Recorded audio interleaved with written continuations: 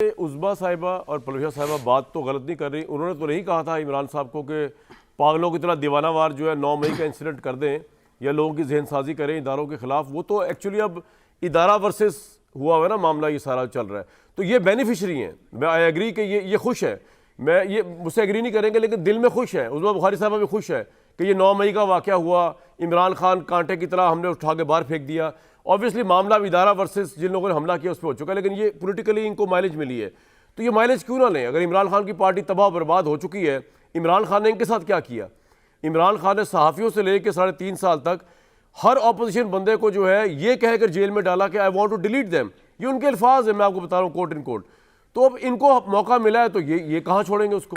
बिल्कुल नहीं छोड़ेंगे। तो इसमें अगर इमरान खान की पार्टी अपनी हरकतों की वजह से, इमरान खान की वजह से या उनकी बीवी की मुशावरत की वजह से इस हद तक आ गई कि इस वक्त वो वकला को दे रहे हैं MNA MP की टिकटें, इसमें इनका कसूर क्या है? इसमें अगर नवाज शरीफ प्राइम मिनिस्टर बन जाए या बिलावल भुट्टो बन जाए तो इसमें कसूर क्या है किसी का? आपका बिल्कुल ठीक कह रहे हैं। जो पाकिस्तान तहरीक इंसाफ और इमरान खान है वो मीर जाफ़र, मीर सादक और जानवर से लेकर 9 मई तक, 9 मई से लेकर कौमी असम्बली से निकलने तक, कौमी असम्बली से लेकर सूबाई हुकूमतें तोड़ने तक और सूबाई हुकूमतें तोड़ने से टेस्ट मैच को T20 खेलने तक, ज़्यादातर अपनी गलतियों की वजह से वो आज जहाँ पाकिस्तान तहरीक इंसाफ और इमरान खान पहुँचे हुए हैं वहाँ पहुँचे हुए हैं, कोई शक नहीं। अब और मैं चलो ये भी मान लेते हैं कि अपने फैलाए हुए जाल में वो ऊंधे पड़े हैं। ये जो आजकल जाल फैलाए जा रहे हैं इसमें हम जो ऊंधे पड़े हुए हैं, और मैं जो बकौल आपके हक्का बक्का हो रहा हूँ कि जो नवाज शरीफ साहब की वापसी और हक्का बक्का हो रहा हूँ जरदारी साहब के इंटरव्यूज़ पे, खुले दिल से जरदारी साहब ने खैर मकदम किया और खुले दिल से ही बिलावल भुट्टो भी कह रहे हैं कि भाई लाडले के पास लेवल प्लेइंग फील्ड है, मुस्लिम लीग महंगाई लीग है, शहबाज शरीफ तो अपनी कारकर्दगी पर मुंह छुपाए फिर रहा है, मुस्लिम लीग तो हमेशा धांधली से जीती है और ये सिलेक्शन तो हो चुकी है, इलेक्शन की क्या सर कौन सा इलेक्शन धांधली से नहीं कोई जीता? मुझे बताएं ना आप। इमरान खान धांधली से नहीं जीता 2018 में? आप मुझे बताएं ये कौन सी ऐसी नई बात होने जा रही है? चले मैं जरा रिवर्स करता हूँ आर्गुमेंट। ये कौन सी पहली दफा पाकिस्तान में धांधली इलेक्शन होने जा रहा है? अगर होने भी जा रहा है तो भट्टी साहब ये कौन सी बड़ी बात है? इसमें इतना मामला क्या है? भाईजान कमाल है। आज तो मेरा भाई जो है ना, मैं मेरा पहले दिन से मानना है कि आप कमाल के तज्जियाकार हैं। मैं कह रहा हूं कि आप हवाओं को जिस तरह भी फेरें फिर जाती हैं। तो और शुक्रिया एक मरतबा फिर टोकने का। तो लेकिन कहने का मकसद ये है कि ये जो जाल भी पुराने हैं, खिलाड़ी भी पुराने हैं जी, और इस जाल में हम बार बार फंस चुके हैं और बार बार निकल चुके हैं। 3.5 साल, 3.25 साल का जो हुआ, बाकी 35 साल का अगर पे वो भारी है तो फिर कमाल है। सारा मुल्क जो बर्बाद हुआ, तबाह हुआ उन 3.25 सालों में, पहले भी दूध और शहद की नहरें बहती थी और अब भी बहेंगी। और दूसरा प्लीज़ कोई थोड़े से फैक्ट्स करेक्ट कर लीजिए। लीगी दौर में ये जाली अकाउंट्स मनी लॉन्ड्रिंग बना था। ये मुस्लिम लीग के सिंध के सदर बशीर मेमन साहब का इसमें बड़ा किरदार था। मैं तो यही बता रहा हूं, आप किसको कह रहे हैं? आप पहला डॉक्यूमेंटेड, सुन लीजिए, नहीं मैं आपकी बात नहीं कर रहा, आपकी बात नहीं कर रहा, सुन तो लेना। और ये पहला डॉक्यूमेंटेड केस था जिसमें यह भी पता चला कि यान अली और बिलावल भुट्टो की टिकटें एक अकाउंट से जाती हैं और सदके के बकरे भी जाली अकाउंट्स मनी लॉन्ड्रिंग से जाते हैं। और टीटी स्कैंडल, ये 2 ऐसे डॉक्यूमेंटेड केस थे जो निकल गए पतली गली से। ये विच हंटिंग नहीं थी, ये वो मुल्क की लूटमार थी जो सामने आई मगर हमेशा की तरह गायब हो गई। और अब नया जाल है, खिलाड़ी पुराने हैं। इमरान खान अपने जो कुछ किया उसकी सज़ा भुगत रहा है, लेकिन अब हम भुगतेंगे, फिर एक मरतबा इनको भुगतेंगे, फिर एक मरतबा ये सारा कुछ करेंगे। और ये जो कुछ भी हम भुगतेंगे वो इस मुल्क को आप देख लीजिएगा। बिल्कुल ठीक ही, मतलब बिल्कुल ठीक तो नहीं बात, तो सिचुएशन तो बड़ी ख़राब है। बिल्कुल ठीक से बड़ा आपका पॉइंट आ गया। अब मामला ये, मैं जाऊंगा तो ब्रेक पे, लेकिन भट्टी साहब आपने बड़ी ज़बरदस्त गुफ्तगू कर दी, कभी कभी आप कर जाते हैं। आपने जो यान अली मुबैना मनी लॉन्ड्रिंग की बात की, मुझे पता है वज़ीर दाखिला उस ज़माने में चौधरी निसार साहब थे, if I am not wrong, भी सारा मामला उठा। तो मैं सवाल छोड़े जा रहा हूँ दोनों ख़वातीन के लिए कि बेसिकली जो सबसे ज़्यादा लोगों को प्रॉब्लम है ना, वो ये है कि आप दोनों की पार्टीज़ के मुतालिक परसेप्शन बन चुका है कि जो चार्टर ऑफ डेमोक्रेसी आपने किया था, चार्टर ऑफ डेमोक्रेसी के लिए नहीं था।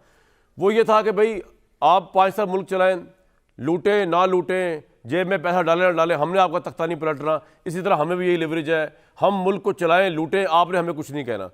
ये चार्टर ऑफ डेमोक्रेसी जो आपने किया। लेकिन इसमें सबसे हैरानकुन बात ये है कि मैं तो हैरान हूँ कि आज उज़्मा बुखारी साहबा भी यहाँ बैठी हुई, इनसे पहले भी कई दफ़ा बात होती है कि सियासत की खातिर जिन लोगों को आज ये इमरान खान को दहशतगर्द कह रहे हैं, बिल्कुल उन्होंने जो काम किए दहशतगर्दी की दिफात बनती हैं, उसका केस का फैसला होगा।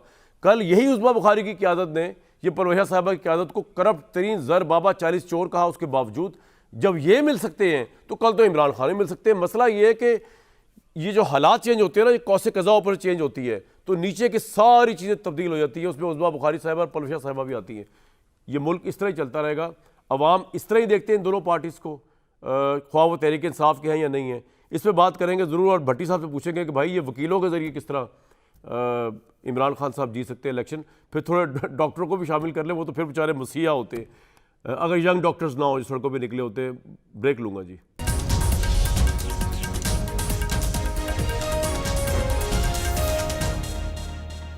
मुल्क इलेक्शन की तरफ जा रहा है और आज ऑब्वियसली इलेक्शन कमीशन ने जो है इलेक्शन स्केड्यूल का बता दिया कब क्या कुछ होगा। इस सारे मामले के अंदर एक तरफ जो है वो नून लीग बहुत से लोगों को परसेप्शन वाइज जीतती हुई नज़र आ रही है। पीपल्स पार्टी भी किसी से पीछे नहीं, जलसे कर रही है, रैलीज कर रही है। लेकिन दूसरी तरफ जो है परसेप्शन ऑब्वियसली यही जा रहा है कि ये वो पुरानी सियासत वापस आ रही है जिसके अंदर दो पॉलिटिकल पार्टीज़ का गठजोड़ हुआ करता था।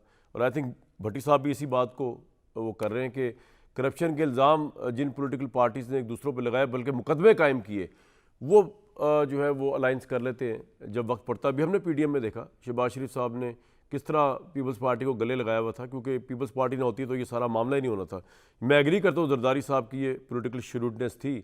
इमरान खान साहब का बयानिया गलत था जो अमेरिकन साजिश बना दी उन्होंने। ये जरदारी साहब को एक सारा कारनामा था जो जिन्होंने मूव एंड शेक किया सारा। तो इस कॉन्टेक्स्ट में उज़्मा साहिबा, आप लोगों की एक politically dented credibility Tehreek Insaf ने भी बनाई और बहुत से जर्नलिस्ट भी बिलीव करते हैं, और हो सकता है सही बिलीव करते हो या गलत करते हो, कि आप लोग जो है कॉम्प्रोमाइज्ड पॉलिटिशियंस हैं। आप मुल्क की इंटरेस्ट को नहीं देखते, आप अपने इक़्तिदार को, अपनी ज़ाती उसको देखते हैं। आप करप्ट लोग जिनको आप करप्ट समझ के जिन पे मुकदमे आपने कायम किए उनको भी गले से लगा सकते हैं अगर आपको इक़्तिदार बस मिल जाए। देखिए कामरान, ये फ़ैसला करना किसी का भी हक़ और इख्तियार नहीं है। ये ज़ाहिर है अदालतें फ़ैसला करती हैं और हमारी कोई तारीख़ अच्छी नहीं है, इसमें तो कोई दूसरी राय है नहीं।